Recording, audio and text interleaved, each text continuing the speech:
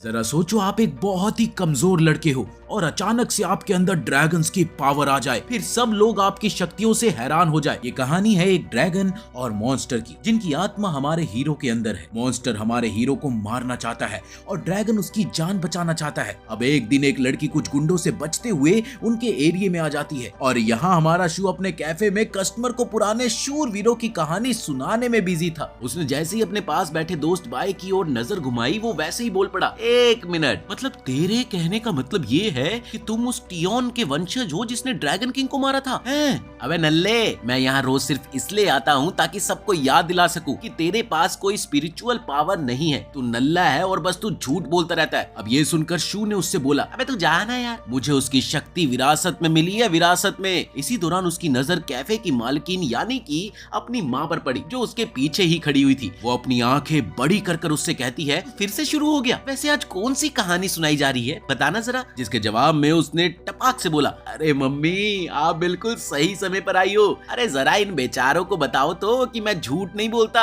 बताना माँ, बताओ। अब ये सुनते ही उसकी माँ एक चम्मच उठाकर उसके सर पर दे मारती है। थोड़ी देर बाद शू बाय के साथ चलते हुए पूछता है, पता नहीं यार, मेरी माँ मेरे साथ ऐसा क्यों करती है, पहले से कुछ ज्यादा ही खड़ूस हो गई है यार। इसके साथ ही वो ये भी कहता है, और तू साले रोज रात को कैफे में ऑर्डर देने चले आता है। अबे तुझे इतना भी समझ नहीं आता कि आधी रात हो चुकी है। इस पर बाय ने उसे जवाब दिया, देख भाई, मेरे पास कोई और ऑप्शन ही नहीं है। मेरा परिवार टियोन एकेडमी के एक ट्रेनर का इंतजार कर रहा है। हैं? शू ने तुरंत कहा, अबे इस बार परीक्षा इतनी जल्दी क्यों हो रही है? और ये सुनने में आ रहा है कि एमओ टेम्पल ने हमारे गांव में जासूस भेजे हैं, ये सच है क्या? इस पर बाय ने उसे बताया, पता नहीं यार, लेकिन बहुत लोग ऐसा कर रहे हैं। और जहां तक 10 साल पहले की लड़ाई की बात है ना, सुना है ड्रैगन किंग हारा जरूर था, लेकिन वो अभी भी जिंदा है और तभी से एमओ टेम्पल मौका ढूंढ रहा है वापिस आने का। शायद इसी वजह से टियोन एकेडमी ने इस बार परीक्षा जल्दी रखी होगी। और हाँ, एक और बात, गांव में जासूस भी हो सकते हैं। अब ये सुनकर शू ने बड़े ही फिल्मी अंदाज में जवाब दिया, ये मेरी जिंदगी का फाइनल मौका है, क्योंकि हीरो हमेशा युद्ध में ही जन्म लेते हैं, समझा?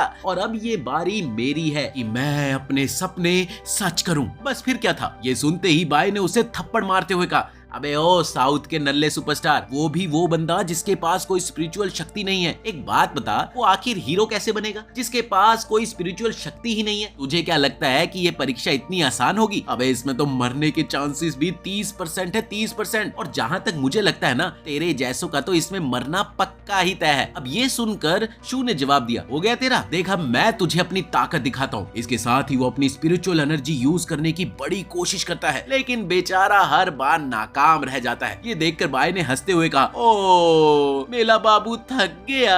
अबे तेरा ये तमाशा ना मैं 100 बार से भी ज्यादा देख चुका हूँ। इस दौरान उन्हें कुछ परछाइयां दिखाई दी, जिसके बारे में बाय का मानना था कि ये जरूर एमओ टेम्पल के जासूस होंगे। अब ये सुनकर शू उस पर कुछ सामान फेंक कर चिल्लाते हुए कहता है कि आखिरकार मेरा सपना पूरा होने जा रहा है। और अगले ही पल वो वहां से 9-2-11 हो गया। इधर थोड़ी ही देर में उसने पेड़ पर चढ़कर 4 परछाइयां देखी और ये हिसाब लगाया कि मैंने 4 परछाइयां देखी, मतलब ये लोग किसी का पीछा कर रहे थे। इसके साथ ही वो 3 लोगों को दौड़ते हुए देखकर पेड़ से कूदकर उनके पीछे हो लिया। दौड़ते दौड़ते उसे जंगल में एक हरे रंग की चमक दिखी, जिसे देखकर वो इस सोच में पड़ गया कि बे ये क्या बवाल चीज है, मैंने ऐसा पहले तो कभी नहीं देखा। क्या पता ये ओटी टेम्पल का कोई सदस्य हो। हाँ, एक बार मुझे खुद चेक कर लेना चाहिए। वो तेजी से उस रोशनी की ओर दौड़ता है और वहां पहुंचकर उसने देखा कि एक लड़की उस हरी रोशनी के बीचों बीच खड़ी है और वहीं थोड़ी ही देर में वो 3 लोग भी उसके पास पहुंच गए। इसी बीच उनमें से एक ने कहा, उफ उफ उफ, अरे ओ बेवकूफ लड़की, पता है कितनी देर से तुम्हारा पीछा कर रहे हैं, अब क्या गोल्ड मेडल लेकर ही मानोगी? इसके साथ ही एक लड़की पेड़ से नीचे उतरी और उसने कहा, ये एक सीक्रेट मिशन है और नामों में गलती की कोई गुंजाइश नहीं होनी चाहिए। शिकार कौन है और शिकारी कौन है, यही तो सस्पेंस है। और अगर तुम्हें ऐसा लगता है कि यहाँ अगर तुम मुझे पकड़ लोगे तो ये तुम्हारा सपना ही रहेगा दोस्तों। अब ये सुनते ही वो तीनों उस पर हमला करने ही लगे थे, तभी शू अचानक जोर जोर से चिल्लाते हुए वहाँ से भागता हुआ दिखा। दरअसल उस जगह किसी ने भयंकर जाल बिछाया हुआ था, इसीलिए उसने जोर से चिल्लाया, भैंस गैस की आग, ये सारे जाल किसने बिछाए हैं? और भागते भागते वो सीधा उस लड़की पर जा गिरा जिसने ये जाल बिछाए थे। इसके बाद वो खड़ा होकर सीधा उन तीनों लोगों पर चिल्ला पड़ा, शर्म नहीं आती? एक अकेली लड़की पर तीन तीन लोग मिलकर हमला कर रहे हो और तुम छोटी बच्ची हो क्या? और तुम लोग, यही है तुम्हारी मर्दानगी? ओ, अब समझा, तुम जरूर उस एमओ टेम्पल के जासूस होंगे और तुमने ही ये खतरनाक जाल बिछाए होंगे, है ना? अब उनमें से एक कुछ बोलने ही वाला था, तभी शू ने उसे टोकते हुए कहा, बीच पे ना बोलो भसड़ पप्पू। अगले ही सेकंड वो लड़की की तरफ मुड़कर कहता है, हाँ जी, क्या ख्याल है आपका? एकदम हीरो जैसा दिखता हूँ ना मैं, लेकिन तुम टेंशन न लो, मैं सब कुछ संभाल लूंगा। फिर वो उन तीनों से कहता है, अबे ओ लपड़ झंडुओ, अगर अपनी जान प्यारी है ना तो अभी यहाँ से भाग जाओ। मैंने शहर के टियोन अकेडमी को सूचित कर दिया है और वो किसी भी पल यहाँ पर पहुँचने वाले हैं, वरना पैंट गीली हो जाएगी तुम्हारी। इसी बीच एक बंदे ने फिर से बोलने की कोशिश की, लेकिन चून ने उसे फिर से टोक दिया, बस अब एक शब्द और नहीं। अभी वो उसे धमका ही रहा था कि इतने में उसके पीछे से एक विशाल फूल ने उस पर हमला कर दिया और इस दौरान वो लड़की मौके का फायदा उठाकर वहां से 9-2-11 हो गई। वो सीधा जंगल की ओर भागती है और जहां उसकी मुलाकात एक ऐसे आदमी से हुई जिसका नाम शेर था। वहां शेर ने उससे पूछा, अब टियोन के बारे में काम है पार्शल की, और लड़की के ये कहने पर कि वहाँ सुरक्षा गार्ड की संख्या बढ़ा दी गई है, उसने तुरंत उसे एक नया मिशन दिया जिसमें उसे परीक्षा में शामिल होने की बात कही। इस पर लड़की ने उससे पूछा, क्या मुझे वहाँ पर गड़बड़ी फैलानी है? नहीं, तुम्हारा काम बस उस परीक्षा में शामिल होना है और साथ ही एकेडमी के अंदर घुसपैठ करना है ताकि हम ड्रैगन किंग की छिपने की जगह का पता लगा सके।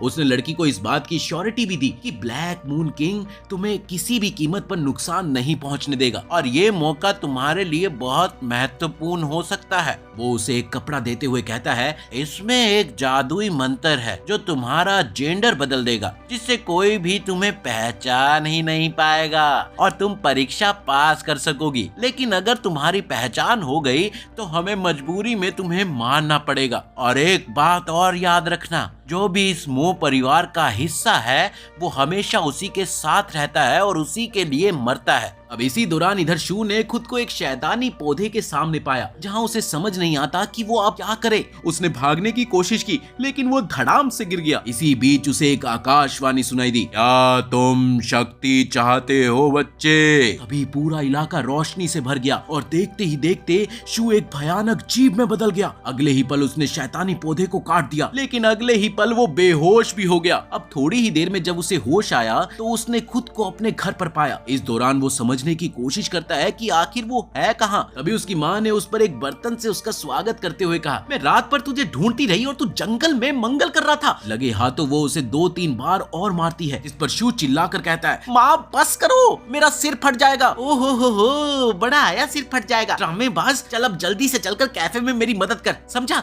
इस पर शू बुरी तरह से किलस गया और उसने कहा, माँ पर मुझे तो वो आज टियोन की परीक्षा देनी है ना, तो मैं जाऊं? अब ये सुनकर उसकी माँ ने उसे कहीं भी जाने से साफ मना कर दिया, लेकिन आखिर में जब वो नहीं माना तब वो उसे रस्सी से बांधकर बाजार चली गई। इधर थोड़ी देर बाद ही पता नहीं कहां से बाय वहां आ गया और वो शू को बंधा हुआ देखकर जोर जोर से हंसने लगा। वो उसे छेड़ते हुए कहता है, हाँ भाई मेरे साउथ के सुपरस्टार, कोई मदद चाहिए क्या? अगर हाँ तो पहले मुझे पापा बोल, पापा। बस फिर क्या था, शू ने उसे तुरंत पापा बोल दिया, पापा। जिसके बाद बे उसे परीक्षा के लिए ले जाता है और इसी दौरान रास्ते में शू एक लड़की से टकरा गया जो कि पिछली रात वाली लड़की रियो ही होती है, लेकिन इस बार उसने भेष बदल रखा था। उधर रियो को बस इस बात का एहसास हो गया कि ये तो वही लड़का था ना जो उसे बीती रात जंगल में मिला था। दरअसल उसे ये बात समझ ही नहीं आ रही थी कि आखिर ये अभी तक जिंदा कैसे है, डेविल्स प्लांट ने अपना काम कैसे नहीं किया। इसके साथ ही रियो अपने जादू का इस्तेमाल करके उन्हें पीछे ढकेल कर खुद कंपटीशन में आगे निकल गई।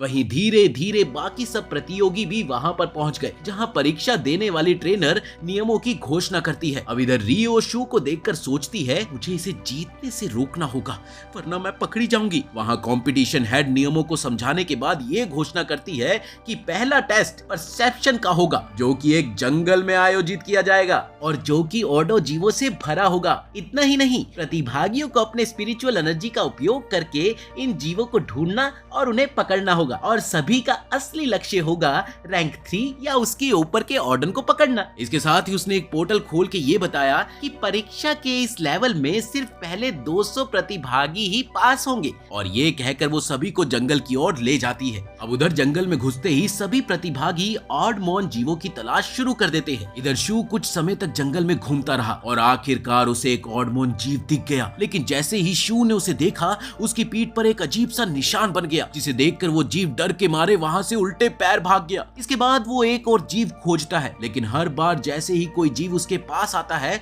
उसकी पीठ पर वही निशान उभर जाता है, जो कि एक अजीब सी बदबू छोड़ता है और सभी जानवर उससे डरकर भाग जाते हैं। और ऐसा तब तक हुआ जब तक कि एक ऑडमॉन टाइगर उस पर हमला नहीं करता। एक और जहां टाइगर के उस अटैक से बाकी सब लोग भाग गए, वहीं टाइगर ने शू पर छलांग लगाकर उसका पैर घायल कर दिया। तभी फिर से उसकी पीठ पर वही निशान उभरता है, जिसे देखकर टाइगर भी डरकर भाग जाता है। वहीं दूसरी तरफ रियो एक पेड़ के पीछे से ये सब कुछ देख रही थी। शू, जो कि अभी भी दर्द में था, एक लड़की को अपनी ओर आते हुए देखता है, जिसने आते ही उससे पूछा, तुम ठीक तो हो? लड़की ने उसके पैर को देखा और उससे कहा, थैंक गॉड, इंजरी ज्यादा सीरियस नहीं है, मैं इसे अभी ठीक कर देती हूँ, चलो स्माइल करो। इसके साथ ही उसने अपनी स्पिरिचुअल एनर्जी उसके जख्म पर यूज की और कहा कि अब तुम्हें बेहतर लगेगा। इस दौरान अपने साउथ के सुपरस्टार में ना जाने कहां से हिम्मत आ गई और उसने डायरेक्ट लड़की से उसका नाम पूछ लिया, तुम्हारा नाम क्या है? लेकिन तभी पीछे कहीं खोपचे से किसी की आवाज आती है, मैम अदल आपती आतती हो गई हो तो तुरंत तो ऑडमॉन पकड़ने में मदद करो ना। जिसे सुनते ही वो लड़की वहां से चली गई। इसी बीच टाइम की घोषणा होती है कि 119 प्रतिभागी पास हो चुके हैं और अब सिर्फ 9 स्थान बचे हैं। ये सुन शुरू में तो सू सोच में पड़ गया कि वो अब करे तो करे क्या, लेकिन फिर वो एक प्लान बनाता है। उसके प्लान के मुताबिक वो टाइगर के लिए एक जाल बिछाएगा, जिसके लिए उसने अपनी शर्ट से एक डमी बनाया, जिससे टाइगर को वही गंध आने लगी और वो उससे दूर भागे। फिर वो खुद और भी गंदी बदबू फैलाकर पास खड़ा हो जाता है ताकि टाइगर उस डमी से दूर भागे और उसके जाल में गिरकर फंस जाए। आखिरकार हुआ भी कुछ ऐसा ही और फिर प्लान काम कर गया। टाइगर सच में जाल में गिर गया। इसके बाद शू उस पर बड़ा सा पत्थर मारकर उसे बांधता है और खींचते हुए फिनिश लाइन की तरफ ले जाने लगता है। पता नहीं क्यों ये ऑडमन मुझसे डरते हैं। मेरे सिर पर कोई सींग तो लगा हुआ है नहीं ना, छोड़ो, इससे क्या ही फर्क पड़ गया, मैंने तो भाई अपने हिस्से का एक तो पकड़ ही लिया। अब दूर खड़ी रियो पेड़ से ये सब कुछ देख रही होती है और अगले ही पल उसने टाइगर पर कुछ जादुई पत्ते फेंक दिए, जिससे कि वो एक छोटे से क्यूट से जीव में बदल गया।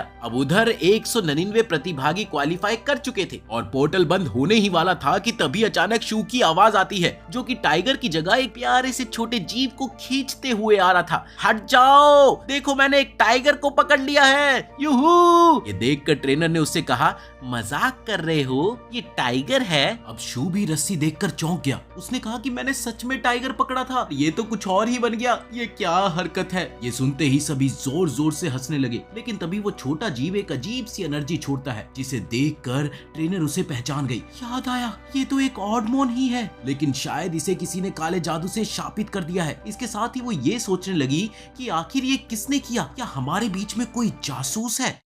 अगले ही पल ट्रेनर ने शू से कहा, तुम अस्थायी रूप से इस राउंड में पास हो, लेकिन हम उस टाइगर की जांच करेंगे। अगर वो नकली निकला तो बिना किसी बहस के हम तुम्हें डिस्क्वालीफाई कर देंगे, समझ गए। इसके बाद वो एक नया पोर्टल खोलती है और क्वालिफाई करने वालों को एक एक करके अगले टेस्ट की ओर भेजती है। उधर रियो मन ही मन इस सोच में लग गई कि अगली बार मैं उसे इतनी आसानी से बिल्कुल नहीं छोड़ूंगी। अब सभी अगले टेस्ट की जगह पर पहुंचते हैं और इस दौरान ट्रेनर ने अनाउंसमेंट किया कि ये है एबेस ब्रिज और अब टेस्ट और भी मुश्किल होने वाला। दोस्तों, तुम्हारे पास अभी भी मौका है, जो चाहे वो अभी भी पीछे हट सकते हैं, लेकिन जो 50 प्रतिभागी सुबह सूरज उगने से पहले मेरे साथ पास के स्थान तक पहुंच जाएंगे, वही लोग इस राउंड के विजेता कहलाएंगे। और इसके साथ ही टेस्ट शुरू हो गया। इस दौरान कुछ प्रतिभागी दौड़ते हुए पुल की ओर भागने लगे। तभी बाय शू से पूछता है, तुम उनके साथ क्यों नहीं दौड़ रहे हो? छोटे, टेस्ट इतना आसान नहीं होगा। देखो, ट्रेनर खुद अभी पुल पार नहीं कर रही, हमें देखना होगा कि वो कैसे चलती है और फिर उसी तरह से हमें आगे बढ़ना होगा। इसे कहते हैं प्लानिंग। इस पर बाय ने हंसते हुए कहा, मेरे जेम्स बॉन्ड, अब तुम इतना भी सोचने लगे हो। वाह वाह वाह वाह, चलो मेरे लड़के, मेरे साथ रहकर कुछ तो सीख रहा है। लेकिन जैसे ही वो शू की ओर मुड़ा, उसने पाया कि शू पहले से ही दौड़ चुका था। भागते हुए शू ने जोर से चिल्लाया, अबे लबजू, देख वो ट्रेनर पुल पार कर चुकी है, अब देर करने का समय नहीं है। फिर क्या था, दोनों तेजी से दौड़ पड़ते हैं। इधर जैसे जैसे वो दौड़ते हैं, धुंध बहुत गहरी होती गई। उधर ट्रेनर मन ही मन ये सोचकर खुश हो रही थी कि मैंने तो पहले ही बोला था कि ये टेस्ट आसान नहीं होगा। दूसरी ओर रियो भी पुल पर थी, जहां वो कुछ हमला कर रहे पौधों से रास्ता निकालने की कोशिश कर रही थी। इस दौरान उसने नोट किया कि ये जीव स्पिरिचुअल एनर्जी की ओर आकर्षित होते हैं, इसीलिए इन्हें दूर रखने के लिए कोई दूसरा तरीका निकालना होगा। इसी बीच उसने पुल पर जोर से थपथपाया, जिससे वो पौधे और ज्यादा करीब आने लगे और उसे ये एहसास हुआ कि इनकी सुनने की शक्ति बहुत तेज है। अब उसने सोचा कि जो लड़का मेरे साथ था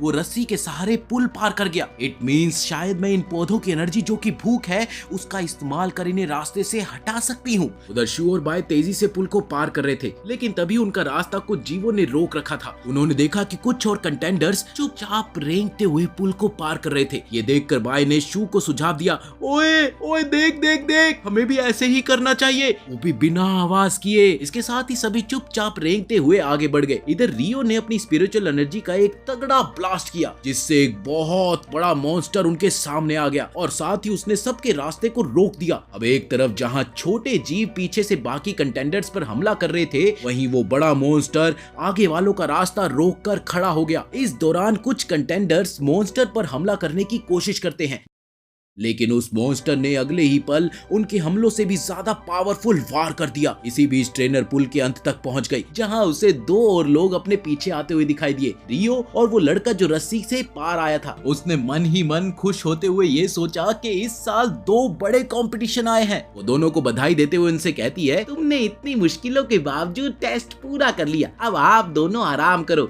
लेकिन हाँ, सुबह होने से पहले यहीं पहुंच जाना, समझे ना।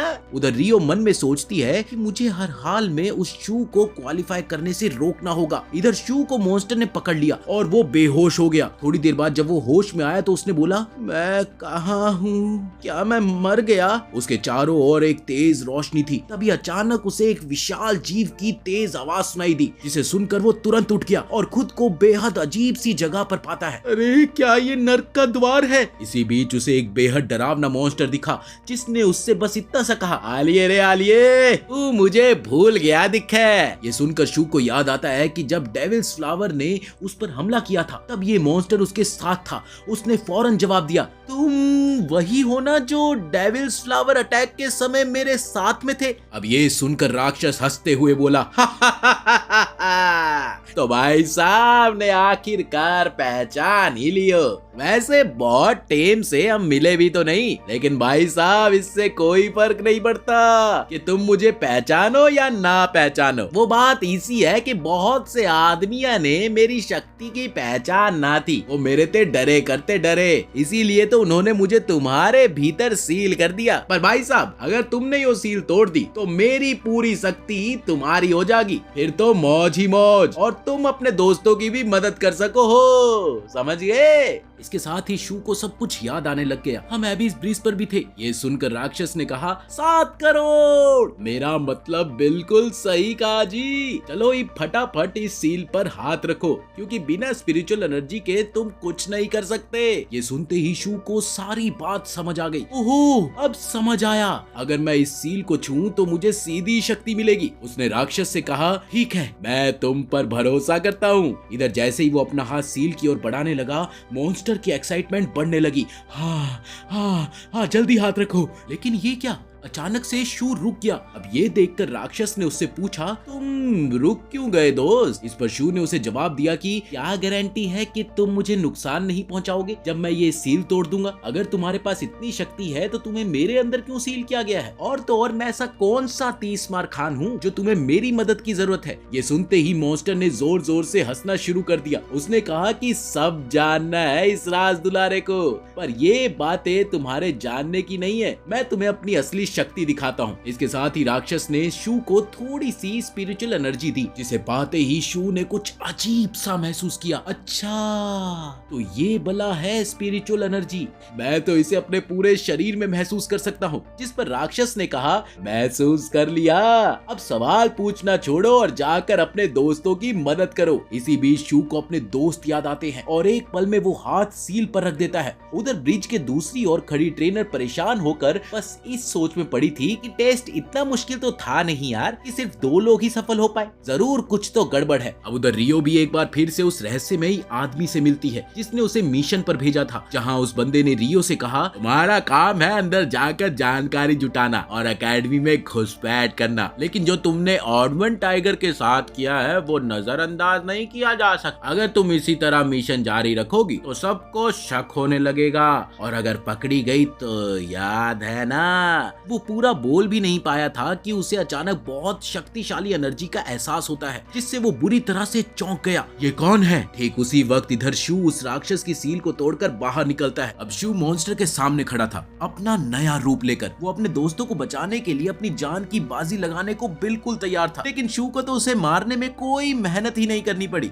उसने एक ही झटके में उसे खत्म कर दिया। ये देखकर ट्रेनर हैरान रह गई। ओ भाई साहब, ये क्या बवासीर है? ये तो टेस्ट का हिस्सा ही नहीं था। टियोन एकेडमी को इसकी जांच करनी होगी। इसके साथ ही उसने ये अनाउंसमेंट कर दिया कि जो भी कंटेंडर्स ब्रिज पार कर पाए हो या नहीं, सभी पास माने जाएंगे। वो शू से पूछती है, क्या तुम्हें यकीन है कि तुमने जो पकड़ा था वो ऑडमन टाइगर ही था? जिसके जवाब में शू ने कहा, हाँ मुझे पूरा यकीन है। तो ट्रेनर कहती है, ठीक है, तुम तीसरे टेस्ट के लिए एलिजिबल हो। इसके साथ ही उसने एक नया पोर्टल खोलकर ये बताया कि ये है वो मैजिक बैरियर जो एकेडमी को बाहरी हमलों से बचाता है और इस बैरियर को पार कोई बाहर का आदमी नहीं कर सकता। इसके साथ ही उसने ये भी बताया कि एक समय ड्रैगन किंग के कैप्टनशिप में टेंपल ऑफ मऊ ने हमारी एकेडमी पर हमला किया था, जो कि दुनिया की सबसे भयानक लड़ाई थी। सबसे भयानक। हमारे योद्धा बहादुरी से लड़े, पर एक के बाद एक सैनिक गिरते चले गए और आखिरकार एकेडमी मास्टर ने ड्रैगन किंग को सील करके युद्ध जीत लिया। लेकिन इस भयानक हमले से हमारी सिटी टियोन पूरी तरह से बर्बाद हो गई। इसके बाद एकेडमी प्रेसिडेंट ने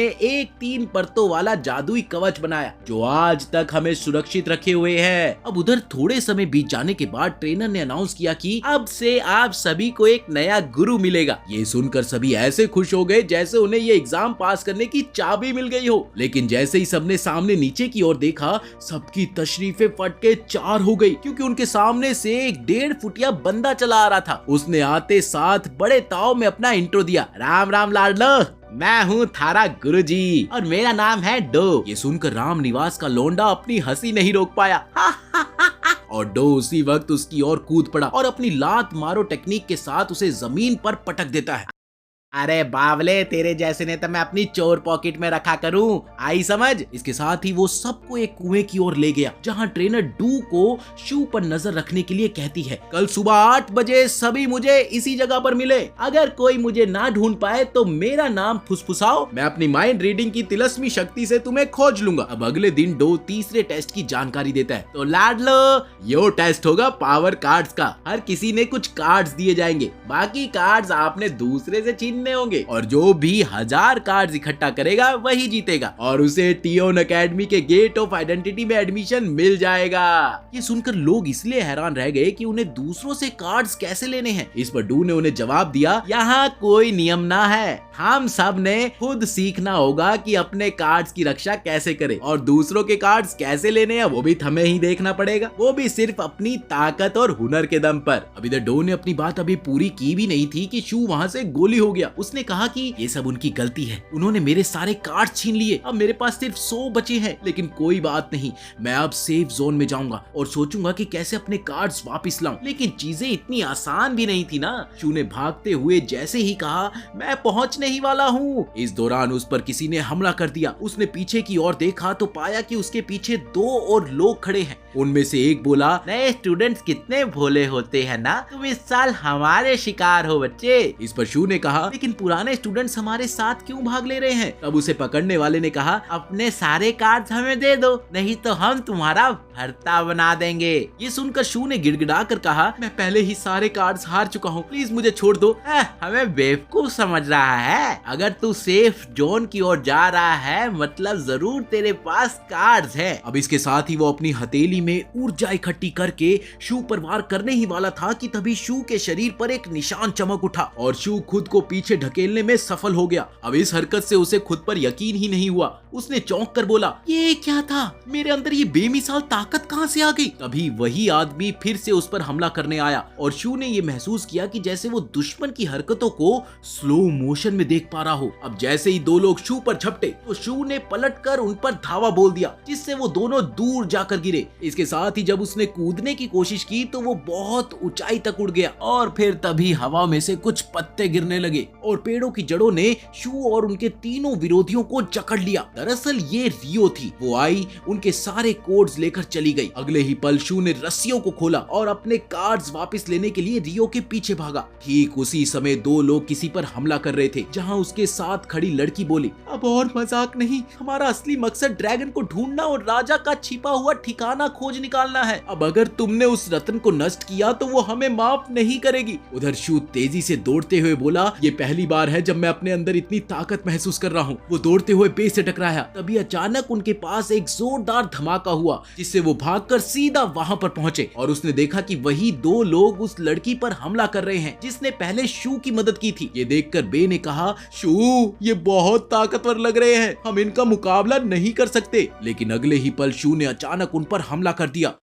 उसने एक को मारने की कोशिश की लेकिन वार चूक गया और शू जमीन पर गिर पड़ा। उसने बड़बड़ाया, लगता है ये हमला मुझ पर ही पलट गया। तभी बे ने स्मोक बॉम्ब फेंके और सब किसी तरह से भाग निकले। भागते हुए उन्होंने देखा कि वो ऑडमन जानवर जिसे शू ने पहले पकड़ा था वही उनके पास मौजूद जेम्स को चुरा रहा है। वो लड़की जो शू की मदद कर रही थी वो बोली, ये जरूर कोई खतरनाक जादुई चीज है। इसके साथ ही उनके सामने उन्हें एक आंख दिखाई दी जो जमीन से टकराकर फट पड़ी। वहीं पीछा कर रहे दोनों दुश्मनों ने फिर से उन पर हमला बोल दिया, लेकिन शू और उसके साथी किसी तरह से बचते बचाते भागते रहे। ये सेफ जोन की तरफ भाग ही रहे थे कि तभी अचानक एक बहुत ही अजीब सी चीज उन्हें जकड़ लेती है और फिर वो हिल भी नहीं पाए। जहां एक और बे को ऐसा लग रहा था कि अब यही उनका अंत है, वहीं दूसरे ही पल किसी ने उन पर बम फेंका। लेकिन ये क्या? शू के शरीर पर फिर से वही निशान चमका जिससे कि वो बम को धीमा महसूस कर सका। उसने लगे हाथों बम उठाकर वापस फेंक दिए जिससे दुश्मन जमीन पर ही गिर पड़े। अब ये सारा मामला इतनी जल्दी हुआ कि बे को कुछ भी समझ ही नहीं आया। उसने पूछा,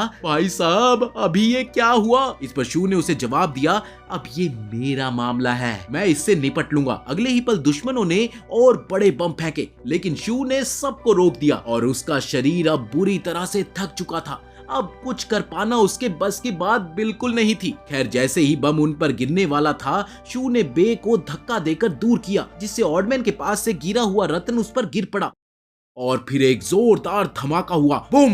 ये धमाका इतना जोरदार था कि हर कोई उस धमाके को महसूस कर पाया। वहीं शू अचानक एक अजीब सी जगह पर पहुंच गया जहां वो पहले गया था, जहां उस राक्षस ने बोला, कमजोर इंसान, तुम्हारा शरीर इस छोटे से जादुई रत्न की ताकत सहन नहीं कर पाया। अब तुम्हारा शरीर धीरे धीरे खत्म हो जाएगा और मैं तुम्हें खा जाऊंगा। यही कीमत है मुझे जगाने की। अभी एक और आवाज आई जो कि एक प्राचीन दैत्य की थी। अरे मूर्ख ड्रैगन! शू ने जैसे ही पीछे देखा तो उसने पाया कि ड्रैगन किंग वहां पर खड़ा था। अपने मास्टर को इतनी जल्दी भूल गया क्या? इस पर मॉन्स्टर ने कहा, लेकिन आप इंसानी शरीर में क्यों हो? तब ड्रैगन किंग ने बोला, तुम्हारे लिए वो मायने नहीं रखता बच्चे, ये लड़का मेरे लिए बहुत जरूरी है। आज से इसकी रक्षा करना तुम्हारी जिम्मेदारी है। अगर इसके साथ कुछ भी हुआ तो तुम मेरे काम में टांग अड़ाओगे और मैं तुम्हें कभी माफ नहीं करूंगा, समझ गए? इसके साथ ही अचानक शू जागा और उसने खुद को किसी और जगह पर पाया। उसके कपड़े भी बदले हुए थे। उसने खुद से सवाल करते हुए कहा, ये आखिर हो क्या रहा है यार, और ये कपड़े कहां से आ गए? तभी उसे वही ड्रैगन की आवाज सुनाई दी, मैं वो हूँ जो इस जादुई टुकड़े पर्पल ड्रैगन कोर की रक्षा करता हूँ। तुम्हारे पास जो ताकत है वो डीमन किंग की वजह से है। इससे तुम तेज और ताकतवर बनते हो, लेकिन अभी भी तुम कमजोर हो। तुम्हारा शरीर इस ताकत को झेल नहीं सकता, इसलिए मैंने तुम्हारे शरीर को ठीक किया और तुम्हें थोड़ी सी ताकत दी है। इसके साथ ही मॉन्स्टर वहाँ से गायब हो गया। वहीं दूसरी ओर वो दोनों लोग जो पहले रतन के साथ थे, उन्होंने शू को देख लिया। वो रहा, हमें आखिरकार अपना निशाना मिल गया। जरूर यही वो लड़का है जो ड्रैगन वाली पोशाक में है। हमें इसे जिंदा पकड़ना है, कह के लेंगे उसकी। हाँ, वो उस पर हमला करने ही वाले थे कि अचानक बिजली गिरी, जिससे उन्हें जोरदार झटका लगा। उन्होंने देखा कि उनका टीचर सामने खड़ा था, जिसने बोला, तुम लोग सेफ जोन में लड़ रहे हो, ये नियमों के खिलाफ है। तभी उनमें से एक ने पूछा, लेकिन ये सेफ जोन में कैसे आ गया, जबकि हम तो इसके पीछे पीछे ही थे? इस पर शू ने बोला, बिल्कुल आसान है। जब बड़ा धमाका हुआ था तब हम लोग उड़ते हुए सीधा सेफ जोन में आ गए थे, समझे मेरे संता बनता? ये सुनकर वो दोनों भाग गए। तभी बे ने शू से पूछा, सच सच बताओ शू, उस जादुई टुकड़े की ताकत तुम्हारे पास कैसे आई? अब इस पर शू जवाब देने ही वाला था कि तभी टीचर बोला, परीक्षा खत्म होने में बस 5 मिनट बचे हैं, अगर लेट हुए तो फेल हो जाओगे। पर मेरे पास तो एक भी कार्ड नहीं है। और फिर सब गेट की तरफ भागने लगे। ये है तुम्हारा आखिरी पड़ाव, तुम्हारे पहचान का द्वार। हर किसी को खुद को जानना होगा। जिनके पास 1000 कार्ड्स हैं वो इस दरवाजे से होकर पास हो सकते हैं और टियोन एकेडमी का सदस्य बन सकते हैं। ये सुनकर शू वहाँ खड़ा रोने लगा। काश मुझे पता होता कि समय इतनी जल्दी खत्म हो जाएगा तो मैं कार्ड इकट्ठा करने में ध्यान लगा पाता। उधर टीचर ने सबको समझाया, अगर आपके पास पूरे कार्ड हैं तो आप इस द्वार से गुजर सकते हैं। अंदर जाकर आपको अपने ऑर्डर की ताकत का रंग पता चलेगा। यहाँ के हर टीचर की अलग ताकत और रंग होता है और पावर कार्ड ही आपकी एंट्री टिकट है। फिर एक एक करके सब लोग अंदर जाने लगे। पहला लड़का अंदर गया और जैसे ही उसने कार्ड लगाए दरवाजा खुला और चारों ओर काला रंग फैल गया। ये उसकी ताकत का रंग था। इसके बाद रियो गई और उसका रंग हरा निकला। फिर ई और उसके ग्रुप के लोग अंदर गए। बाय भी उस दरवाजे के अंदर गया और पास हो गया। तब शू ने सोचा, यहाँ तक कि डरपोक बाय भी पास हो गया और मैं नहीं। तभी उसे अंदर के ड्रैगन से आवाज सुनाई दी, तुम अंदर क्यों नहीं जा रहे हो? इस पर शू ने बोला, किसी ने मेरे सारे कार्ड्स चुरा लिए, अब मैं अंदर कैसे जाऊं? ड्रैगन ने कहा, अपनी बेल्ट देखो, जब तुमने उन 2 लोगों को हराया था तब एक चीज तुम्हें इनाम के तौर पर मिली थी और ये हमारे नए रिश्ते की निशानी है। इस पर शू ने बोला, पर अंदर जाने के लिए 1000 कार्ड्स चाहिए मेरे भाई, ये बेल्ट किस काम की? ये सुनकर ड्रैगन भड़क गया। उसने धमकाते हुए बोला, तुम्हें पता नहीं कि तुम किससे बात कर रहे हो? मैं बैंगनी ड्रैगन हूँ। अब इस पर शू ने बोला, मुझे विश्वास नहीं है, मुझे तो ये भी नहीं पता कि तुम कहाँ से आए हो। बस इतना सुनने की ही देर थी कि ड्रैगन आग बबूला हो गया। उसने बोला, मुझे यकीन नहीं हो रहा कि मैंने तुझ जैसे नल्ले पर भरोसा किया। गलती हो गई भाई साहब, बहुत बड़ी गलती हो गई। नहीं नहीं नहीं नहीं, अरे गुरुजी, मैं तो मजाक कर रहा था, अभी जा रहा हूँ, ये देखो। इसके साथ ही वो दरवाजे पर पहुंचा जहाँ सब उस पर हंसने के लिए तैयार खड़े थे। जैसे ही शू ने कार्ड रखा दरवाजा खुला और वो अंदर चले गया। जब वो बाहर आया तो दरवाजे पर लिखा था कि कार्ड की संख्या 0, स्पिरिचुअल कार्ड 1 और उसने वो सफलतापूर्वक पास कर लिया था, रंग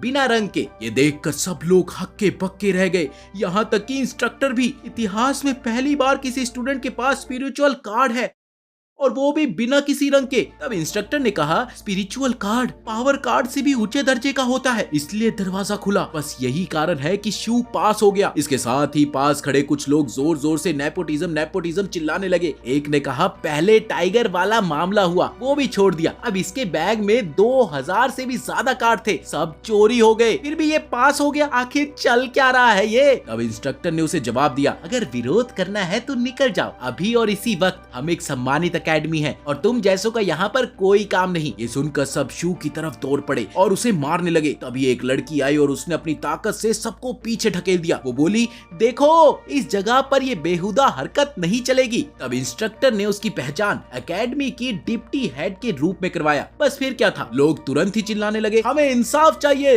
हमें इंसाफ चाहिए, शू ने चीटिंग की है और एकेडमी उसकी मदद कर रही है। जिस पर डिप्टी हेड बोली, देखो पहली बात तो ये है कि शांति रखो, और दूसरा ये कि पहचान का द्वार एकेडमी का सबसे ट्रांसपेरेंट और सर्वोच्च नियम है। इस पर किसी को भी सवाल करने की इजाजत बिल्कुल नहीं है। जिन लोगों ने उस द्वार को पार कर लिया है वो अब एकेडमी का सदस्य है और उनका सम्मान करना जरूरी है। इसके साथ ही वो शू और बे से बोली कि ये आखिरी वार्निंग है, अगली बार बात नहीं सीधा निकाल दिए जाओगे, समझे। इसके साथ ही उसने इंस्ट्रक्टर से शू का ख्याल रखने के लिए बोला और वहाँ से चली गई। इसका ख्याल रखना। उस रात रियो हमेशा की तरह उस आदमी से मिलने के लिए गई, जहाँ उस आदमी ने बधाई देते हुए कहा, बधाई हो, तुम अब एकेडमी की असली सदस्य बन गई हो। पर मेरे पास एक बड़ी खबर है, हमें पता चला है कि डीमन किंग किसी शू नाम के लड़के के अंदर है। ये सुनकर रियो हैरान हो गई।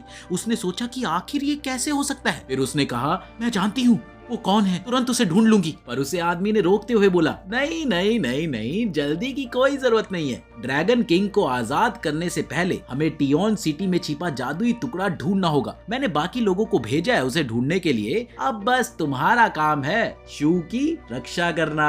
हाँ। अब अगले दिन शू और बे एकेडमी की ओर जा रहे थे, तभी उनका इंस्ट्रक्टर उन्हें रोककर बोलता है, इस स्टेज में तुम 3 मुख्य चीजें सीखोगे। पहली हर्बल मेडिसिन यानी कि जड़ी बूटियां वाली दवाइयां, और दूसरी कॉम्प्रिहेंसिव ट्रेनिंग और जादू की कुछ बेसिक जानकारी। और मैं हूँ तुम्हारा हर्बल मेडिसिन का टीचर। अब इसके साथ ही उसने उन्हें कुछ ज्ञान देना शुरू किया। मैं तुम में से एक को ग्रुप लीडर चुनूंगा। इसी बीच एक स्टूडेंट जिसका नाम लिन था हाथ उठाकर बोला, सर मैं नेता बनना चाहता हूँ। जिस पर इंस्ट्रक्टर ने बोला, बहुत अच्छे बहुत अच्छे, अब से तुम सबके जिम्मेदार हो। अब अपनी यूडी डीमन हथियार का चयन करने चलते हैं। इसके बाद सब लोग इंस्ट्रक्टर के पीछे पीछे चलने लगे। वो उन्हें गेट तक ले गया जो किसी दूसरी जगह तक जाता है। अब इंस्ट्रक्टर ने कहा, इन टापू पर हथियार रखे गए हैं, हर कोई अपनी ताकत के रंग के अनुसार उस टापू पर जाएगा। तुम्हारा सिलेक्शन तुम्हारे लक पर निर्भर करेगा दोस्तों, लेकिन सही हथियार तुम्हारे फ्यूचर यानी कि भविष्य के लिए भी बहुत ज्यादा फायदेमंद होगा। फिर उसने दरवाजे खोल दिए और सबको अपने रंग के टापू की ओर जाने के लिए कहा। अब सब लोग अपने अपने टापू की ओर चले गए, लेकिन अपने शू का रंग, वो तो कोई रंग था ही नहीं ना।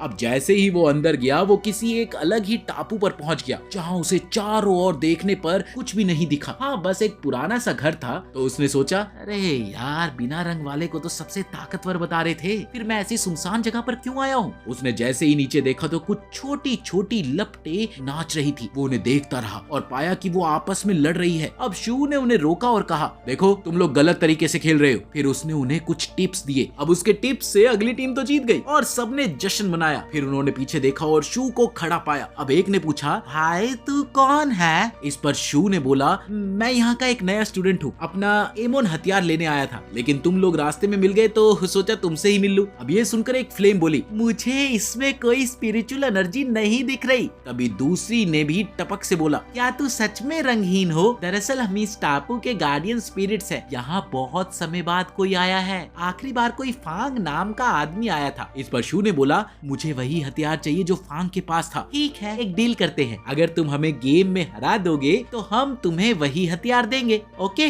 बिल्कुल वही हथियार। तो शू ने जवाब दिया, बिल्कुल, मैं तो बचपन से ये गेम खेलता आ रहा हूँ, चलो शुरू करें। अब उधर दूसरी तरफ बाकी के स्टूडेंट भी अपने हथियार जमा कर रहे थे। वहीं शू ने भी जैसे तैसे उन लपटों को हरा दिया था। फिर एक फ्लेम ने उसे कुछ छोटी फ्लेम दी और बोली, इनमें से कोई एक चुनो। इस पर शू ने बोला, मुझे नहीं पता इनमें क्या है, कोई भी चुन लो, वही तुम्हारा हथियार होगा। ये सुनकर शू ने कुछ देर सोचा और फिर एक फ्लेम चुन ली और उस फ्लेम में उसे दरअसल एक लकड़ी का टुकड़ा मिला, जिसे देखकर बाकी सभी स्टूडेंट उस पर हंसने लगे। हा हा हा। तो इंस्ट्रक्टर बोला, कोई बात नहीं, अब सब अपने अपने कमरे में जाओ, चलो चलो जाओ जाओ जाओ, निकलो यहाँ से। शू उस लकड़ी के टुकड़े को लेकर अपने कमरे में गया और बोला, मैंने यार हर तरह से इसे परखा, ये तो बस एक लकड़ी का टुकड़ा ही है, लेकिन जब मैंने इसे चुना था उन प्राणियों का चेहरा दुखी सा क्यों हो गया था। तभी अचानक चीजों के गिरने की आवाज आई और सब लोग चौंक गए। दरअसल कुछ चोर अंदर घुसे थे और जैसे ही शू ने ऊपर देखा तो 2 चोर उसके सामने खड़े हुए थे। कोई आवाज मत करना, चुपचाप अपने यूडी डीमन हथियार दे दो। उसी समय वो 2 लोग जो डीमन किंग को ढूंढ रहे थे एक और स्टूडेंट के पास गए और उनका हथियार लेने की कोशिश की। जब उन्होंने शू से हथियार लिया तो पाया कि वो बस एक लकड़ी है, तो वो उसे वापस फेंक कर वहाँ से चले गए। अगले दिन टीचर ने सभी स्टूडेंट्स को इकट्ठा किया और बोला, कल तुम सबने टापू से अपने अपने हथियार चुने थे ना। सबने हाँ करा, हाँ हाँ हाँ चुने थे। आज हम सीखेंगे कि उन्हें कैसे इस्तेमाल करना है। अब सब लोग चलो अपने हथियार निकालो। ताकि हम ट्रेनिंग शुरू कर सके, है ना? अब ये सुनकर सब एक दूसरे को देखने लगे और बोले, सर आपकी बात तो सही है, लेकिन एक प्रॉब्लम है, हमारे हथियार तो चोरी हो गए, सीनियर स्टूडेंट्स ने आकर उन्हें चुरा लिया। इस पर टीचर बोला, तुम सब बेवकूफ हो, यहाँ ताकतवर ही जीतता है, अगर अपनी चीजें बचानी है तो मजबूत बनो। उसने फिर से पूछा, किसी के पास अभी भी उसका हथियार है? तब 4 स्टूडेंट्स ने अपना हाथ उठाया, जिसमें रियो, उसका कॉम्पिटिटर बाय और शू थे। अब ये देखकर टीचर ने बोला, याद रखो, यहाँ सिर्फ ताकतवर ही टिकते हैं, अगर टिके रहना है तो खुद को ताकतवर बनाओ, बाकी जिनके हथियार चोरी हो गए हैं वो कुछ और ढूंढो ट्रेनिंग शुरू करने के लिए। अब स्टूडेंट हथियार ढूंढने लगे, तभी टीचर चिल्लाया, रुको, ये है श्योर, पिछले 2 सालों का कॉम्बैट चैंपियन, अब हम असली फाइट शुरू करेंगे, 1 on 1 मुकाबला, ये तुम्हारी ट्रेनिंग में मदद करेगा। तभी सभी बोल पड़े, अरे यही तो वो है जिसने हमसे चोरी की थी।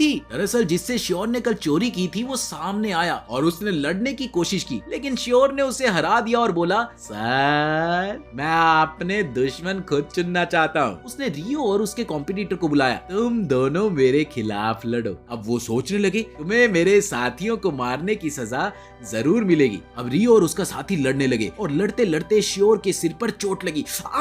ये देखकर शू बाहर से चिल्लाया, मारो और इसे जोर से मारो। ये सुनकर श्योर शू की तरफ घुमा और बोला, अबे नल्ले, एक काम कर, अब तू और तेरा दोस्त भी लड़ाई में आ जाओ। और जैसे ही शू से लड़ने गया, उसे झटका लगता है और वो जमीन पर गिर पड़ा। अब वो सोचने लगा, मेरी ताकत कहाँ चली गई, मैं इसका इस्तेमाल क्यों नहीं कर पा रहा हूँ। अब उसने ऊपर देखा तो उसके अंदर का बैंगनी ड्रैगन दिखाई दिया, जिसने बोला, तुम हमेशा डीमन किंग की ताकत पर भरोसा नहीं कर सकते, लेकिन हाँ, तुम अपने ऑर्डन हथियार की ताकत इस्तेमाल कर सकते हो। तब शू ने कहा कि मुझे अपने ऑर्डन की ताकत इस्तेमाल करनी ही होगी। अब उधर रियो और उसका साथी श्योर से लड़ते रहे। रियो बोली, इसकी ताकत बहुत अजीब है, अरे कुछ तो गड़बड़ है। इस पर लड़का बोला, इसकी ताकत का रहस्य इसके चोगों के नीचे छिपा है, हर बार ये अलग तकनीक का इस्तेमाल करता है, हमें इसके कपड़े पर हमला करना होगा। उसने बे से कहा, कोई भी मौका मिले तो हमला जरूर करना। उधर जब शू ने पूछा, अरे मैं क्या करूं, मुझे तो बताओ। तब रियो उससे बोली,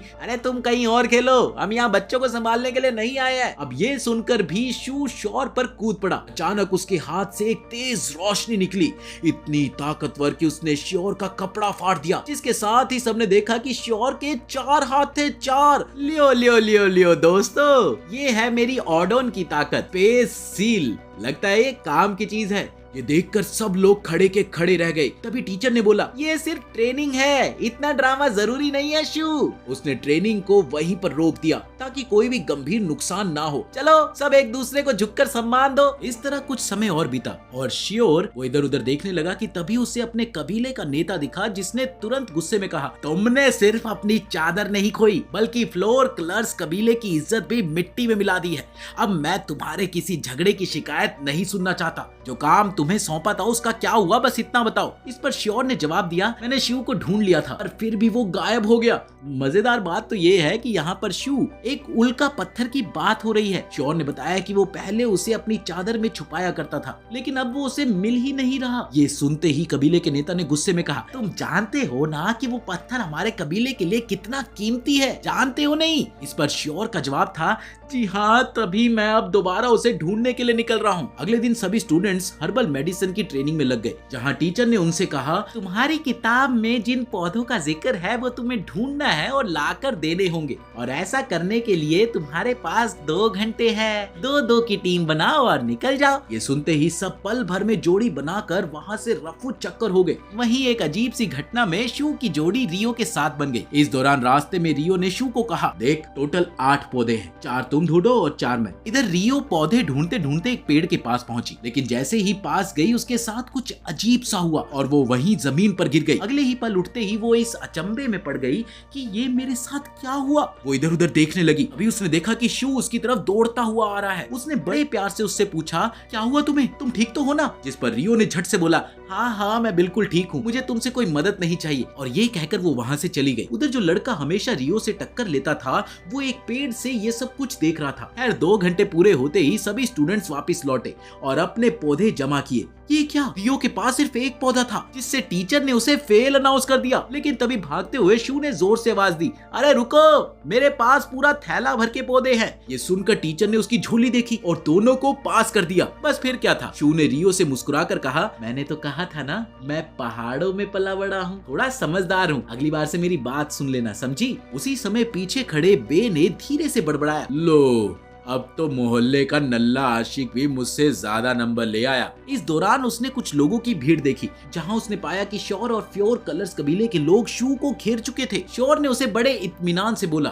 देख तूने जो मेरी चादर से लिया था ना, वो लौटा दे, तभी माफी मिलेगी, समझा। ये सुनकर शू ने उससे बोला, भैया आपको कुछ गलत फहमी हुई है, मैंने तो कुछ लिया ही नहीं है, इस एग्जाम को इतना सीरियस ना लो। ये सुनकर श्योर गुस्से से लाल पीला हो गया। उसने शू को मारते हुए बोला, बेटा पिछली बार तो तू टीचर की वजह से बच गया, लेकिन आज तेरे से पूरा हिसाब लूंगा। अगर लड़ाई ही करनी है तो ठीक है, पर एक शर्त होगी, अगर तुम जीते तो मैं एकेडमी छोड़ दूंगा, लेकिन अगर मैं जीत गया तो तुम्हारा रूम मेरा। बोलो बोलो बोलो, डील डन डील डन। कि तभी वहाँ पर टीचर आ गई और उसने शू से पूछा, क्या तुम सच में श्योर से भिड़ना चाहते हो। अब इस पर शू ने हाँ में सिर हिलाते हुए कहा, हाँ, और आप हमारी रेफरी होंगी। बस फिर क्या था, टीचर के इंस्ट्रक्शंस के साथ ही लड़ाई शुरू हो गई। जहाँ शू भागने लगा वहीं श्योर उसका पीछा करने लगा। इस दौरान खुद को कोसते हुए बस यही सोच रहा था कि माँ की आंख, मेरी ताकत तब क्यों नहीं आती जब मुझे उसकी सबसे ज्यादा जरूरत होती है। आज तो गया बेटा मैं। अभी उसे अंदर से बैंगनी ड्रैगन दिखाई दिया। ऐसा इसीलिए हो रहा है क्योंकि वो अपनी ताकत को कंट्रोल नहीं कर सकता। डीमन किंग की शक्ति बेशक उसके अंदर है, लेकिन वो उसे अपनी मर्जी से बुला नहीं सकता।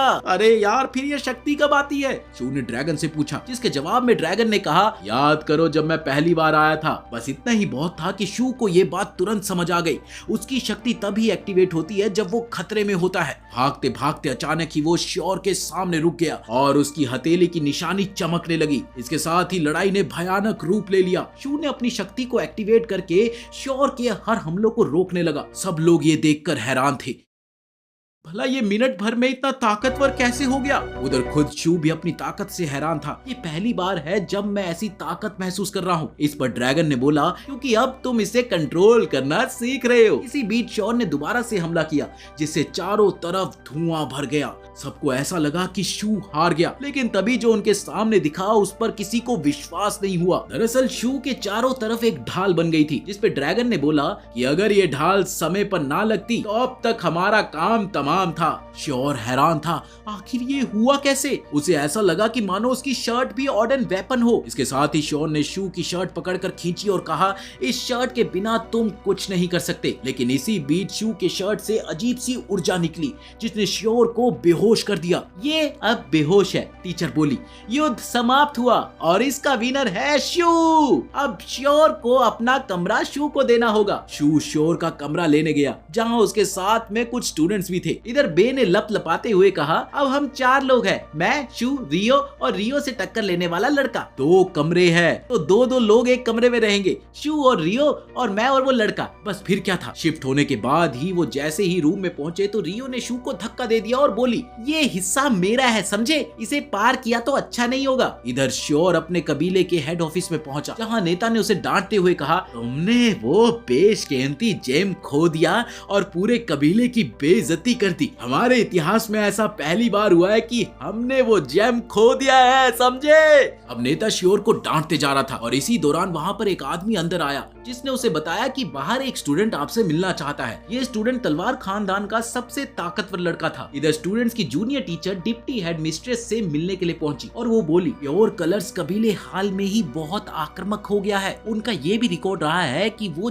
जब जब हारे हैं वो बदला लेने जरूर आते हैं। इस पर हेड मिस्ट्रेस ने उसे जवाब दिया कि तुमने ही कहा था ना कि उल्का पिंड जेम चोरी हो गया है, तो हो सकता है कि उनका कबीला उसकी खोज में हो। वैसे भी उनके ज्यादातर स्टूडेंट्स साउथ दिल्ली के वो नमूने हैं जिनके परिवार वाले एकेडमी में ऊंचे पदों पर हैं। इसलिए अभी के लिए सबसे जरूरी बात ये है कि तुम शू पर नजर रखो, पर ध्यान रहे किसी को पता नहीं चलना चाहिए। उस रात शू अकेला था। वो इस सोच में डूबा हुआ था कि मेरा डीमोन कमाल का है, मैं इसमें कुछ भी स्टोर कर सकता हूँ। उसने देखा कि वो ऑल का पिंड यानी कि जैम पत्थर उसी के पास था। ये देखकर वो हैरान रह गया। भाई साहब, अबे ये तो वही पत्थर है जिसे शॉ ढूंढ रहा था, लेकिन ये मेरे पास आया तो आया कैसे? फिर उसने देखा कि वैसा ही एक और पत्थर भी उसके पास था। लियो भाई, अब ये दूसरा पत्थर कहाँ से आया? तभी अचानक एक तेज रोशनी के साथ दोनों पत्थर मिलकर एक गोल चमकता हुआ गोला बन गए। इस दौरान शू ने महसूस किया कि रियो हिल रही थी, तो वो झट से सोने का नाटक करने लगा। उसने देखा कि रियो खिड़की से बाहर जाने लगी। ये देखकर उसके दिमाग की बत्ती जली और वो अब ये सोचने लगा कि ये आखिर चल क्या रहा है और ये दरवाजे से बाहर क्यों नहीं गई। शू, कुछ तो गड़बड़ है बेटा। बस फिर क्या था, वो भी चुपचाप उसके पीछे निकल पड़ा। उधर रियो तेजी से भाग रही थी, लेकिन उसने जल्दी ही ये महसूस किया कि शू उसका पीछा कर रहा है, इसीलिए उसने रास्ता बदलकर शू को चकमा दे दिया। इधर शू पेड़ों के पीछे उसे ढूंढने में लगा ही था कि तभी उसे एक चमकती हुई जगह दिखी। ठीक इसी समय वो लड़का जो हमेशा रियो से मुकाबला करता था, वो भी रियो का पीछा करने लगा। उधर रियो भागते भागते गिर गई और उसे ये लगने लगा कि वो बहुत कमजोर हो गई है। उसने अपनी बाकी बची ताकत से एक संदेश भेजने की कोशिश की, लेकिन बेचारी की बुरी किस्मत, एकेडमी की सुरक्षा परत के बाहर वो संदेश नहीं जा सका। वो लड़का उसकी एनर्जी खत्म होते देखकर वहां से चला गया। थोड़ी ही देर में रियो उठी और बोली, अगर मेरी ताकत वापस नहीं आई तो मैं अपना रूप नहीं छुपा पाऊंगी, जिससे मेरी असली पहचान सबके सामने आ जाएगी। इसके साथ ही उसने अपना भेष उतार दिया और चांदनी रात में चांद के नीचे खड़ी होकर एनर्जी खींचने लगी। दूसरी तरफ शू अब भी रास्ता भटक चुका था। अरे यार, सब उस हुड वाले की वजह से हुआ है, वरना मैं तो घर पहुंच जाता। इसी बीच उसे एक जानी पहचानी रोशनी दिखी, जिसे देखकर वो दौड़ता हुआ वहां पर पहुंचा। वहां रियो अपने असली रूप में एक लड़की की तरह खड़ी हुई थी। तूने ये देखकर हैरान होकर सोचा, ये लड़की ये एकेडमी में क्या कर रही है। अभी रियो ने भी उसे देख लिया और अगले ही पल वो वहां पर बेहोश हो गई। शू भागकर उसके पास पहुंचा और उसने देखा कि वो हिल भी नहीं रही थी, तो वो उसे उठाकर वापस अपने कमरे में ले आया। घर पहुंचकर उसे कुछ भी समझ नहीं आ रहा था कि वो अब करे तो करे क्या। अरे वो तो ये भी नहीं जानता था कि ये लड़की कौन है और कहां से आई है। तभी उसने देखा कि रियो के चेहरे पर एक निशान चमक रहा था। उसे देखते ही शू अचानक खुद को एक जगह आग से भरे इलाके में महसूस करने लगा। उसने आंखें खोली और बोला, ये जगह अजीब नहीं है बल्कि जानी पहचानी लगती है। आगे बढ़ते हुए उसे एक छोटी सी लड़की दिखी जो हूबहू रियो जैसी लग रही थी। उधर रियो भी एक सपना देख रही थी कि वो एक ऐसी जगह पर थी जहां उसके साथ एक लड़का था जो शू जैसा दिखता था। अगले ही पल रियो अचानक उठ बैठी और गुस्से में उसने शू को पीट दिया। अब अगले दिन deputy head mistress academy director के पास गई, जहां उसने बताया कि हियोन वापस आ गया है। अब ये सुनते ही डायरेक्टर ने उसे जल्दी अंदर भेजने को कहा। दरअसल अंदर आया आदमी रियो का पुराना दुश्मन था। उसने कहा कि मैंने टारगेट की पहचान कर ली है और पक्का वो ही है। अब इस पर डायरेक्टर ने उसे सीख दी, अभी नहीं, थोड़ा और इंतजार करो, हमें पहले खजाने की तलाश करनी है। अगले दिन शू बाहर आया और ई नाम की लड़की से मिला जो उसकी मदद कर रही थी। क्या तुमने कभी ऐसी लड़की को देखा है जो ये हार पहनती हो? इस पर ई ने उसका नाम पूछा, पर शू को उसका नाम याद नहीं था, तो उसके सीने पर बना सील सुकड़ने लगा। ये देखकर शू सोचने लगा कि रियो सही था, अगर मैंने कुछ भी बोला तो मैं मर जाऊंगा। अब उधर ई ने जब ये देखा तो तुरंत उसे अपनी शक्ति से उसने ठीक किया। इसके बाद ये अपने कबीले के नेता से मिली और पूछा कि क्या आप हुआ नाम की किसी फैमिली को जानते हैं? नेता बोला, ये नाम मैंने मास्टर के मुंह से कई बार सुना है। वो एक बहुत ही ताकतवर परिवार थे जिनकी इमोन पर गहरी पकड़ थी। उनकी ख्याति दूर दूर तक फैली थी, लेकिन पिछले युद्ध में जब उन्होंने ईमो टेम्पल से लड़ाई की, पूरा हुआ परिवार मारा गया। तब से उनका नाम कोई नहीं लेता। पर तभी नेता ने पूछा, तुम अचानक इस परिवार के बारे में क्यों पूछ रही हो? इस पर ई बोली, कुछ नहीं, और वो वहाँ से चली गई। थोड़ी देर बाद इधर शू आया और उससे अपने परीक्षण का नक्शा ले लिया। रास्ते में वो सोचने लगा, मुझे नहीं पता था कि एकेडमी में ऐसी जगहें भी होती है। फिर अचानक दो लोग प्योर कलर्स कबीले से निकलकर उस पर हमला कर बैठे और बोले, हमें जैम की जगह बता दो। जिस पर शू ने कहा, मुझे नहीं पता यार, ये कहाँ पर है। इसके बाद उन दोनों ने उस पर हमला कर दिया, लेकिन शू ने अपनी शक्ति का इस्तेमाल करके उन्हें रोक लिया। लेकिन थोड़ी ही देर में उसकी ताकत खत्म हो गई और वो जमीन पर गिर पड़ा। तभी वहाँ पर एक गुरु जैसा दिखने वाला आदमी प्रकट हुआ। उन्होंने कहा, एक ऐसा लड़का जिसके पास कोई टैलेंट नहीं है लेकिन दो विशाल स्पिरिचुअल एनर्जी है, अगर तुमने इन्हें सही से इस्तेमाल नहीं किया तो तुम्हारा शरीर नष्ट हो जाएगा। उधर शू चुपचाप उनकी बातें सुनता रहा, लेकिन खुद से हिल भी नहीं पा रहा था। अगले दिन जिसने शू को नक्शा दिया था, तब उसे पता लगा कि उसने तो उसे गलत नक्शा दे दिया है। उधर रियो तेजी से शू की खोज में निकल पड़ी। उसने अपनी शक्ति से तितलियों को बुलाया ताकि वो उसकी मदद कर सके, और वहीं रियो का दुश्मन भी उसके पीछे दौड़ पड़ा। इधर शू अभी भी जमीन पर गिरा हुआ था और वो हिल भी नहीं पा रहा था। जहां आदमी ने फिर से शू से कहा, तुम्हारे अंदर जो दो शक्तियां हैं वो तुम्हारे शरीर के लिए बहुत भारी है, और इसके साथ हर दिन तुम्हारा शरीर और कमजोर होता जा रहा है। अगर तुमने एक बार और इनका इस्तेमाल किया तो तुम मर जाओगे। अरे आप आखिर है कौन और आपको ये सब कैसे पता है? इस पर उसने जवाब दिया, धैर्य रखो, तुम्हें अभी सब जानने की जरूरत नहीं है, लेकिन बताओ क्या तुम्हारे पास वो दोनों जेम पत्थर हैं? अब ये सुनते ही शू ने उनसे तुरंत पूछा, क्या आप प्योर कलर्स क्लैन से हैं? अगर मैं उनसे होता तो अब तक तुम्हें कब का मार चुका होता लुल। अब इसके साथ ही अगले ही पल उसने शू की गर्दन पकड़ ली और कहा, सच सच बताओ पत्थर तुम्हारे पास है या नहीं? और जैसे ही शू ने मना किया कि उसके पास वो पत्थर नहीं है, तभी उस आदमी को गुस्सा आ गया। शू ने पूछा, आपको कैसे पता कि 2 पत्थर हैं? अब इसका जवाब देते हुए उसने कहा, मैंने कहा ना सब जानने की जरूरत नहीं है। ये दोनों पत्थर अकेले किसी काम के नहीं है, लेकिन जब इन्हें मिलाया जाए तो ये एक चाबी बन सकते हैं, ड्रैगन लिंक को ढूंढने की चाबी। अब ये ड्रैगन लिंक कौन है? इसी बीच मुखोटे वाले आदमी ने देखा कि प्योर कलर्स क्लैन के सदस्य आ रहे हैं। उसने कहा, अब मुझे जाना होगा। वो शू की तरफ एक फल फेंकते हुए बोला, अगर मरना नहीं चाहते तो इसे खा लो, इसके अंदर की ऊर्जा तुम्हें थोड़ी देर तक बचा सकती है। शू ने वो फल खा लिया, जिससे उसमें कुछ ताकत लौटी और उसने हमलावरों को हरा दिया। अब इसी बीच रियो भी शू की जगह ढूंढ चुकी थी और वहां पर पहुंच गई, लेकिन मुखोटे वाला आदमी तब तक वहां से जा चुका था। रास्ते में उसे रियो का दुश्मन मिला जो डायरेक्टर के लिए काम करता था, और उसने मुखोटे वाले आदमी पर हमला कर दिया। पर वो जल्दी ही समझ गया कि वो कोई असली शरीर नहीं बल्कि एक पपेट था, पपेट। फिर अगले दिन रियो शू को बाई के पास ले आई, जहाँ एक बड़ा पत्थर उनके ऊपर गिरने वाला होता था, लेकिन रियो दोनों को धक्का देकर बचा लेती है। इसी बीच वहाँ जेन की एंट्री हुई, जिसने आते ही कहा, तो तुम ही हो शू, तुमने फैला रखी है इतनी भसड़, अब मैं खुद तुम्हें खत्म करने आया हूँ। दरअसल जेन प्योर कलर्स क्लैन का लीडर था। अब इसी बीच रियो उस पर हमला करने की कोशिश करती है, लेकिन जेन उसे पत्थरों से बंद कर देता है। उधर बाय ने भी बम फेंका, लेकिन जेन उन्हें पलट देता है और कहता है, अरे तुम लोग मेरी शक्ति को नहीं समझते, अगर तुम वो जेम दे दोगे तो मैं तुम्हें मारूंगा नहीं, लेकिन अगर नहीं दिए तो तुम्हारी मौत निश्चिंत है। अब तुम सोच लो तुम्हें क्या करना है। जेन शू को पकड़कर पहाड़ी पर ले गया, जहां वो उसे मारने ही वाला होता है कि तभी रियो पौधे से हमला करके उसे दूर फेंक देती है और शू को गिरने से बचा लेती है। अब इसके साथ ही जैसे ही वो भागने की कोशिश करते हैं तो उन्हें 2 पुराने जानने वाले लोग मिले, जहां लड़की शू के पास जाकर कहती है, पत्थर इसके पास नहीं है, कुछ और है। वो पत्थर निकालती है और अपने लीडर को देती है।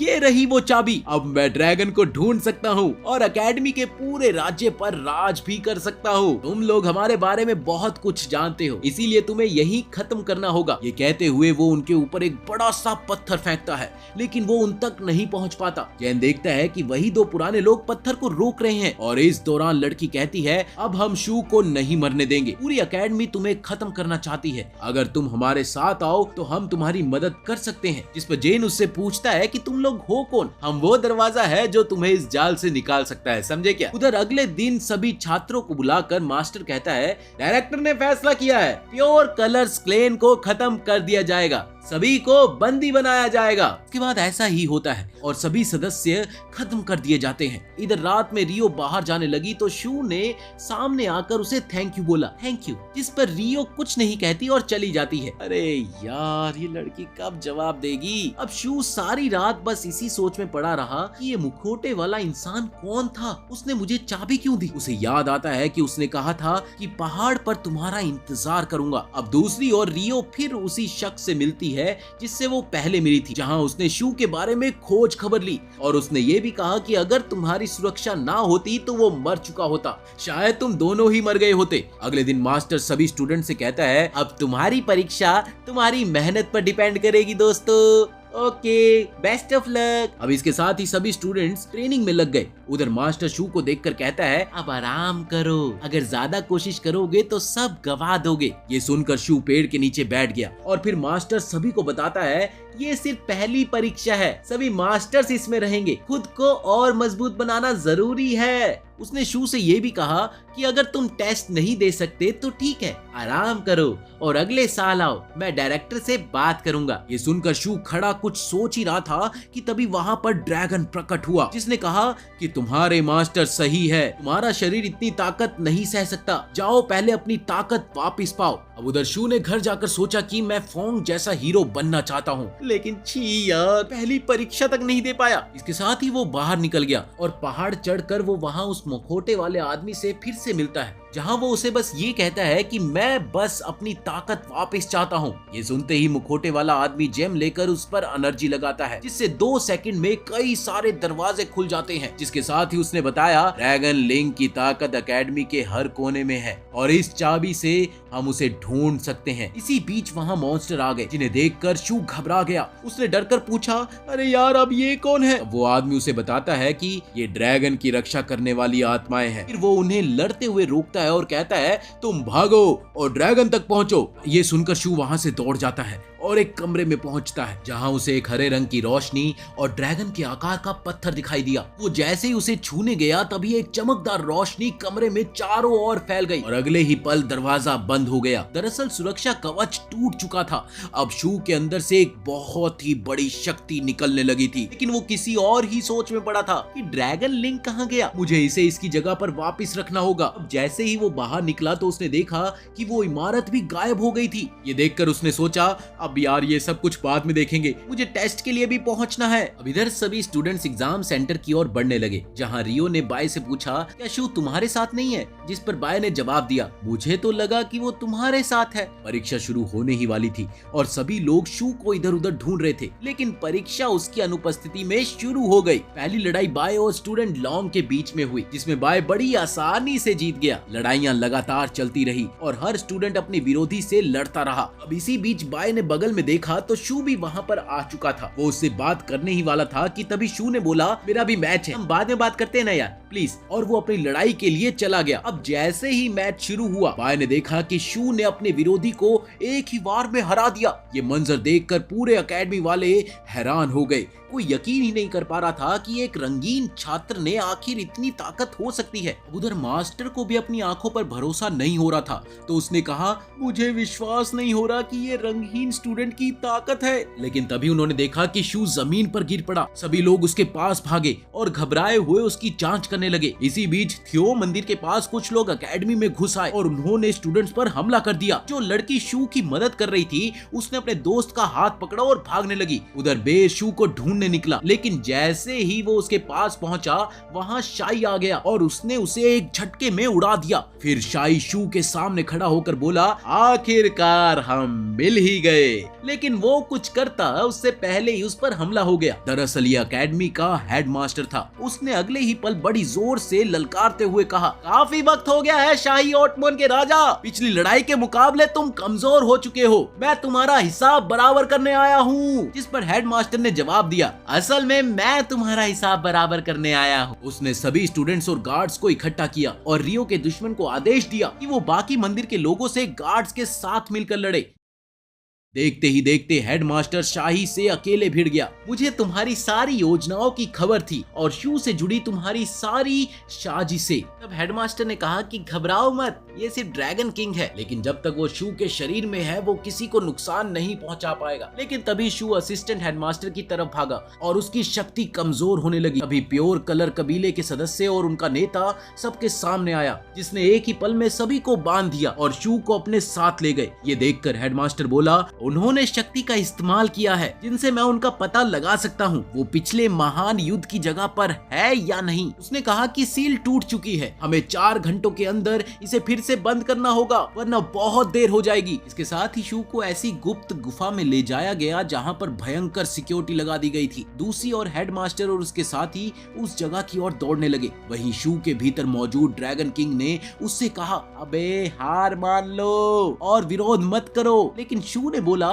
मेरे पास रंगहीन की शक्ति है, वो शक्ति जिससे हेडमास्टर ने तुम्हें हराया था। जिस पर डीमन किंग ने पलटकर जवाब दिया कि वो सिर्फ एक मामूली इंसान है जो इस साम्राज्य की जादुई ताकत को अपने लिए हासिल करना चाहता है। उसी समय उधर मी भी अपनी टीम के साथ दौड़ रही थी। वो अचानक से रुक गई और बोली, तुम्हें पहले से पता था ना कि आज एकेडमी में ऐसा कुछ होने वाला है? हाँ, मैंने जानबूझकर प्योर कलर्स क्लेन ज्वाइन किया था। सच्चाई ये है कि शू के शरीर में डीमन किंग बसा हुआ है, ये मुझे पता था और मंदिर का मकसद भी बस उस शू के शरीर को पाना है और कुछ नहीं। ये सुनते ही मी ने कहा, तो इसीलिए तुमने प्योर कलर क्लेन और मंदिर दोनों को ज्वाइन किया? देखो, मैं शू की मदद के लिए कुछ भी करूंगी। मैं सिर्फ खड़ी होकर ये नहीं देख सकती कि डीमन किंग उसके शरीर को काबू में लेकर उसकी सारी मेहनत मिट्टी में मिला दे, समझे तुम? उधर शू अब भी डीमन किंग का विरोध कर रहा था। उसने एक धुएं जैसा जादू छोड़ा जो पूरे इलाके में फैल गया। तभी हेडमास्टर और उनके साथी वहां पर पहुंच गए और उन्होंने देखा कि धुएं की वजह से वहां राक्षसी जीव उठ खड़े हुए हैं और फिर वो सभी उनसे लड़ने लगे। इधर प्योर कलर क्लेन और उनके साथी हमला कर रहे थे, वहीं शू के शरीर के अंदर की ताकत धीरे धीरे खत्म हो रही थी। उसने सोचा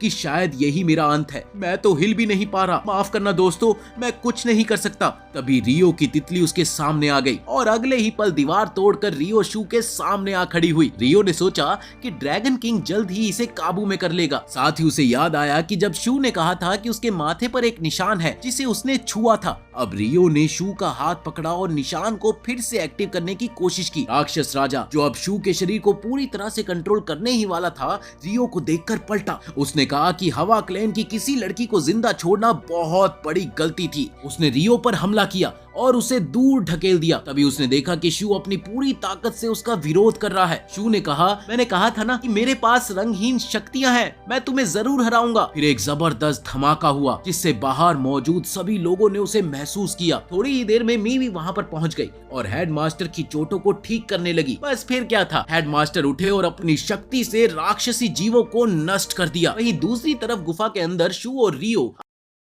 अब भी डीमन किंग से लड़ रहे थे। डीमन किंग ने बोला, तुम दोनों वाकई में ताकतवर हो, लेकिन अब मैं तुम्हें दिखाऊंगा कि तुम्हारी सारी उम्मीदें एक भ्रम है, भ्रम। अब मैं तुम्हें असली ताकत दिखाता हूँ। इसके बाद उसने अपनी ताकत से पूरी जगह को तहस नहस कर दिया और बोला, अब ये मेरी दुनिया है, अब यहाँ मेरे नियम चलेंगे। इसके बाद उसने अपनी ताकत से शू और रियो को दूर फेंक दिया और बोला, अब आराम से रहो, तुम मेरी काली दुनिया में हो, यहाँ मैं अपने नियम बनाता हूँ और पहला नियम है मेरी शक्ति जो कभी खत्म नहीं होगी।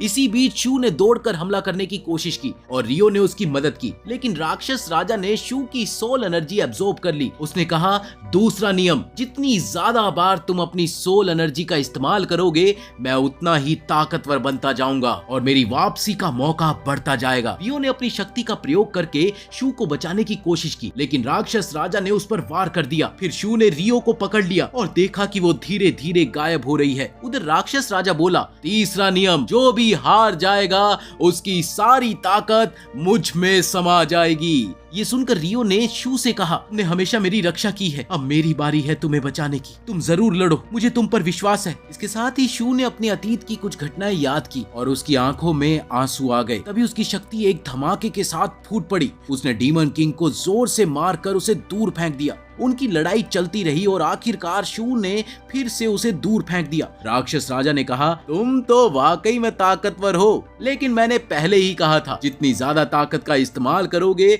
उतनी जल्दी मैं तुम्हारे शरीर को काबू में ले लूंगा। ये सुनकर शू ने अपनी शक्ति का प्रयोग करना बंद कर दिया और बोला, अब मैं अपनी शक्ति का इस्तेमाल नहीं करूंगा। मैं पहले से ही कमजोर था, लेकिन मैंने कभी तुम्हें स्वीकार नहीं किया। मैं सोचता था कि अगर मैं एकेडमी ज्वाइन करूंगा तो ताकतवर बन जाऊंगा। जिस पर डीमन किंग ने बोला, अब तुम समझ चुके हो कि तुम मुझे नहीं हरा सकते, खासकर कि तब जब तुम मेरी ही दुनिया में लड़ रहे हो। लेकिन चिंता मत करो, मैं तुम्हें मारूंगा नहीं, मैं तुम्हें खुद में शामिल कर लूंगा। तुम्हें इस पर गर्व होना चाहिए। ये सुनकर शू ने कहा, मुझे मौत से डर नहीं लगता, मौत तो जीवन का हिस्सा है। मैंने रियो से वादा किया था कि मैं लड़ूंगा, चाहे मेरी जान भी क्यों ना चली जाए। अगले ही पल डीमन किंग ने उस पर हमला किया, लेकिन शू ने डटकर उसका सामना किया। वो तब तक लड़ता रहा जब तक उसका एक हाथ नहीं कट गया। फिर भी वो आगे बढ़ा और हमला करता रहा, यहाँ तक कि उसका दूसरा हाथ भी कट गया। ये देखकर डीमन किंग ने उसे पकड़कर कहा, तुम सबसे ज्यादा जिद्दी इंसान हो जिसे मैंने देखा है। मैं तुम्हारी हिम्मत की कदर करता हूँ, लेकिन ये सब बेकार है, बेकार। ये सारी बहादुरी